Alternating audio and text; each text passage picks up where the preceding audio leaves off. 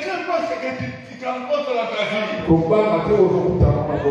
Le dernier mot appartient à l'Éternel.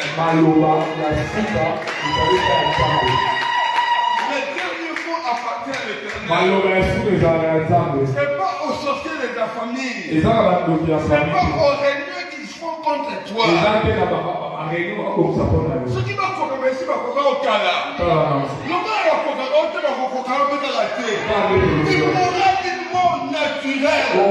Il mourra à sa sienne. Je laisse ma main droite. Que tout plan que l'ennemi prépare pour ta vie, pour tes enfants, pour ton mari, pour ta destinée, que cela soit nul et sans effet.